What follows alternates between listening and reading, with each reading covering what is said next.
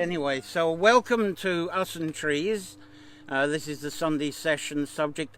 Again, I haven't made any notes for this or any sort of preparation, so it'd be a little bit of a wonder. What I'm focusing on this, I do have a page, I do have a website, usandtrees.com. Sorry, I haven't got a banner. I should have had a banner that says usandtrees.com in front of me. So I will do some links to this. So I'm actually going to make reference to that. And it's a kind of hub I was starting over the winter. And this was in response to a lovely festival that I went to at the end of August. Some of you might have gone to it at Kilbracken in South County Leitrim. Lovely native wooded area. And the festival was put on by the, now see if I can get this name right, the Western Forestry Cooperative. And they're based in Sligo, and they put on an incredibly efficient festival. And I think they expected a few hundred, but because after all the rainy days of August, it was a beautiful day like today and warmer, and a few thousand turned up. They had a presentation area under a tent. They had a kind of trading area, which was very much like a social hub as well. And next to that, there was some food stands, also a social hub. And there were demonstrations. And one of the demonstrations I loved, out in the woods, there was a farmer there with a couple of cows, and he was actually doing forestry management with his cows. They were pulling out thinnings from the woods. I've seen this done with dray horses, and there are courses available to do this with dray horses, so you don't bring machinery in. But he says with his cows, he milks them first thing in the morning, and then they happily go out into the woods and they help him with the forestry management. I thought that was nice. Anyway, I'm off topic for Us and Trees. I think I better go into the title. A few people have asked me, why is it Us and Trees rather than Trees and Us? Because Trees and Us sounds more within etiquette. It sounds less controlling, less commanding.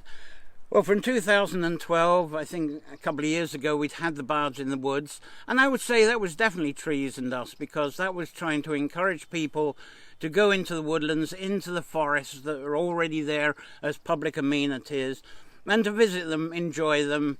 And we did share poetry, but there's a lot of variations on that around the mindfulness and forest bathing and so forth.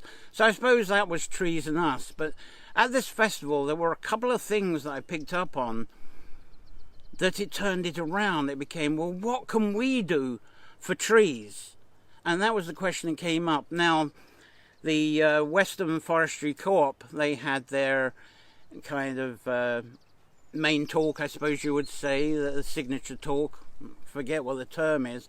But the man who was presenting there, one of the things he came up with was, how can Ireland actually get towards carbon neutral with more forestry? And he threw out a figure that 25% of the country, if it was covered with forest and hedges, that we would, as a country, be carbon neutral, which I thought was very interesting. Got the calculator out, and that worked out with the current population about 1/4 of an acre per person.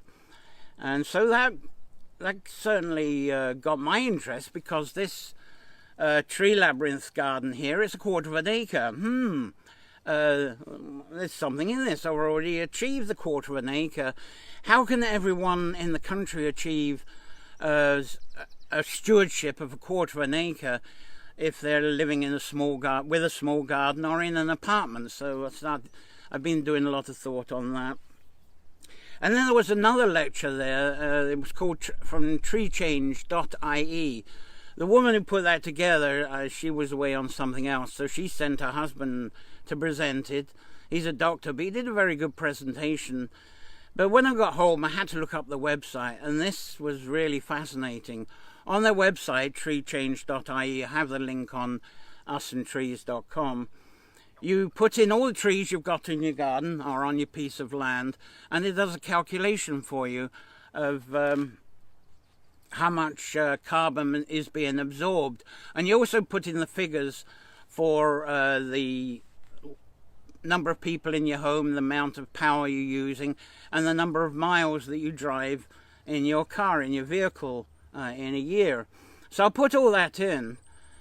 And the biggest surprise to me is that this 1/4 of an acre tree labyrinth, the amount of carbon that it absorbs is actually a little more, by their calculations, than what I consume in energy in the cottage and from the driving around, which isn't very much. I'm not driving at the moment anyway, so the figures would be better.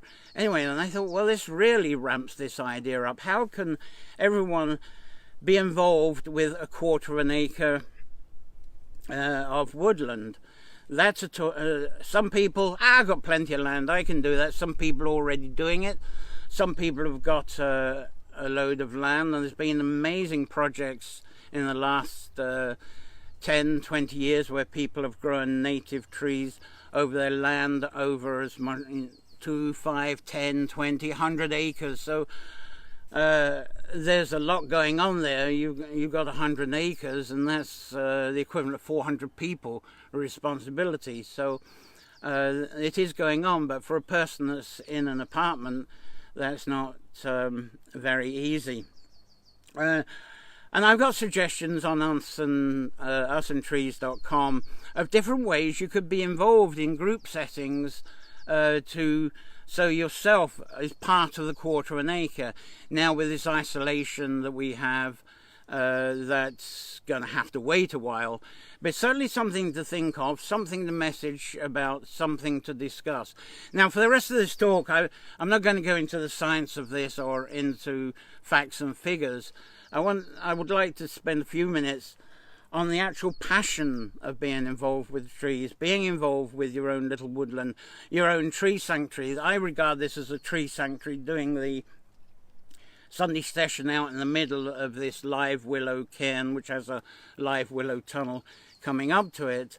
And to me, it's something I seem to naturally do because it's a passion I've had since childhood. And to me, this is as important and as part of my day as preparing a meal and as getting a glass of water. So this is the thing. How can this be part of our nutrition? How can this be part of our hunger? Or that's the equivalent of needing to have a meal and needing to have a glass of water, a drink of water, because this is about our air. It's not just about carbon absorption. It's actually the amount of air produced. And one of the things I was very surprised at treechange.ie is this, how some species of trees are more useful than I thought they were. I always thought it was the oak and ash that were the big carbon absorbers, and also when they're in leaf for giving out a lot of oxygen. But we have a lot of alders and hazel here, and because alders and hazel are growing close together, there's an alder hedge here, and they have a longer leafing span than the oak and ash. They are also incredibly useful, and they can be equal because they can be closer together and the longer leafing span. But I'm talking about the passion. How do you actually have that passion? You've got to go out. You need to have stewardship for a 1/4 of an acre. And it's just one site saying a 1/4 of an acre. I just regard this as a target. A lot of people say, where's more facts, where's more proof? To me, it's just a target. Let's have a target and aim for it. Even if it's 1/8 of an acre, if a 1/4 seems too much, it's something. It's a move forward. The thing with passion, and this happened with the Bards in the Woods, it was a bit like a diet plan. It's something every January people jump onto a diet plan, maybe at the beginning, 1st of January, 2nd of January, and it might last 2 weeks, and that's the end of it until next January. And this can be, and it has been, approached to people with their gardens, with woods, and when they're actually become connected with the rest of nature, get outside, rewilding, gardening, permaculture, whatever they're doing. With several people, unfortunately, it's like that diet plan. It's okay for a few weeks, then leave it alone, go back to our habits. So how can we approach ourselves to extend it so that it's all year round? Because we don't decide, okay, I'm going to have a dinner today, and then after 2 weeks, no, can't be bothered with it, I'm not having dinner anymore, I'm not going to drink any water. We wouldn't survive. But in a way, I look at this not only for carbon absorption, but for how do we grow our own air. And it's quite difficult, I think, for me to actually explain that any further. So I highly recommend you look at usandtrees.com. I will be adding to it, strangely enough, with the isolation going on. I don't know if some of you have found that. You're suddenly becoming far too busy doing other things. It's been a great time for creativity. A lot of people are in their gardens. It's a great time still for planting the trees. What space have you got for putting in the trees? And when you've done it, how can you actually sustain that? You're not only growing your own fruit and vegetables, growing some flowers for your own ambience, but growing your trees for your own air. It's quite scientific to think, oh, I'm going to go carbon neutral. It is important, but if we start thinking, what can I do to be carbon neutral? I think we lose the plot.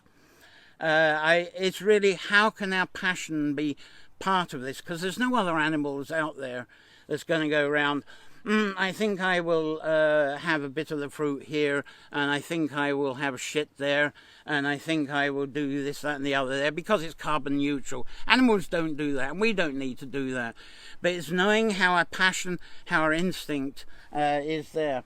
And one of the things that I put out there is for each of these Sunday sessions for people to make contributions of their stories and of their poems related to the topic in hand. And I didn't get any for this week, as they were quite new. I'm going to find some YouTubes and interviews that I'll add to the event page, so we do get a nice sequence of other voices. It's just not me. And one thing I haven't been doing, funnily enough, with this isolation, I haven't been writing any more poems, which is a strange thing. Been doing a lot of practical stuff. So I'm taking one from The Omer's Tale of the Trees, and it's from a Bathing in the Fae's Breath book. One that seems to relate a bit to this, and about our strength and our passion, and especially our strength of getting through this self-isolation, getting through the social distancing, getting through this new life that we've been thrown into world over. It kind of changes things. I'm kind of relating it at the moment a bit like when we have a power cut and we light the candles, we try and cook a meal on an open fire. There are some survivalists here that do this all the time, but for most of us, as soon as the power comes on, that's it, it's all over, it's forgotten. I just hope that the things that we actually indulge our conscience to and remind ourselves of and catch up that we're doing at this time doesn't actually get lost. So I'm going to do a bit from Dew of the Oak. It's one of my longer poems from The Omer's Tale of the Trees, so I won't do all of it. And the first verse I actually wrote when I was 14, and it's from a song I wrote then, so I grabbed it for this. So as I say, I'm not going to do all of it because it's long enough as it is, but I hope you might be able to relate to this. O mighty oak, how bold you stand, stretching your limbs to bless this wondrous land. Your roots are dug deep, branches are like arms, leaves are like hands, it's a sanctuary to calm. The oak invites the sanctuary to rest and to think. We know many men have passed this way, and within this tree their spirits are here to share with us today. Children sometimes come here to play, to swing on a branch, or dream of their future, to idle a summer away. Come back here often with friends, with lovers, as mothers and grandfathers, to dream of more futures until our last days, believing that the oak judges our every move, answers our questions, is an oracle that speaks our proof. Each spring its arms stretch wider, and the new leaves are greener, and once again the new sap runs through its veins. Then after a thoughtful, blessed, calm, loving summer, there was a mighty wind that blew night and day, and it's a time they call the fall, and it stole our oak's leaves away. It snapped its branches, tugged at its bark. The oak became tired and was now looking stark. The waning oak breathed and tightly gripped the ground, standing firm and stubborn, while the other trees fell all around. But the wind was getting weary and panted and whispered, "How can you still be standing, oak?" And the oak tree took a breath and spoke, "Where you may break a branch or two, scare every leaf to fall away, shake my trunk and make me sway. And my arms may seem weak, my trunk start to creak, but my roots are deep down where you can't see, the deepest part of me, the strongest part of me." In spring, those who come here to rest ask me how much more of life can they endure.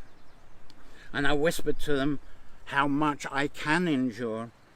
What I've discovered, thanks to you, makes me the wise oak, they say, stronger than I ever knew. To those who do rest here, I request this: discover the joy of planting a tree. Watch it rise. Well, it is slow, I know. Watch it rise, the branches wanting to touch the skies, then learning to point to the east, west, south, and brave the north. And as it grows, so will your adoration of life, your bigger warming heart waxing every spring. Aye, there's nothing like planting a tree. It's the joy of it that's quite a thing, especially when it sings to converse with the winds and the birds. I think the birds have been blowing away today. So, almighty oak, how bold you stand, for hundreds of years on this challenged land, reminding us there is beauty, singing birds, and your gift of giving shelter and shade. I wish to be like an oak tree, planted by the rivers of the waters of life, abundant with fruit when it's in season, when leaves may fall, knowing new buds are here too, proving that through whatever we do, we shall prosper. Well, I think that's enough from me for today, this afternoon session. Next week we'll be discovering the she. So thank you those who managed to adjust their clocks and whose electronic stuff automatically adjusts the time for them. And I also welcome the people arriving at 3 o'clock who'll be watching the archive of this. So thanks for watching. I'm sorry I haven't looked at the comments to join in. Is there any comments here? Anything I can say? I see there's a few voices here, but I can't see comments. I'll answer those a bit later on. I haven't got the text sorted out like you have as a viewer. Anyway, oh, there we go. We got Fergus is watching, Lorraine Grimshaw, Maraji Dunn, hello. Excuse me for coughing. And Donna Johnson. Well, there's the people watching, but I can't read the comments. So thank you very much. I'll close up from there and I'll get this shot up onto the YouTube as well. Enjoy the rest of this wonderful day, and if you've got any sense, you weren't here watching this anyway, you were out planting trees, you can always watch this in bed later on. Thank you and bye.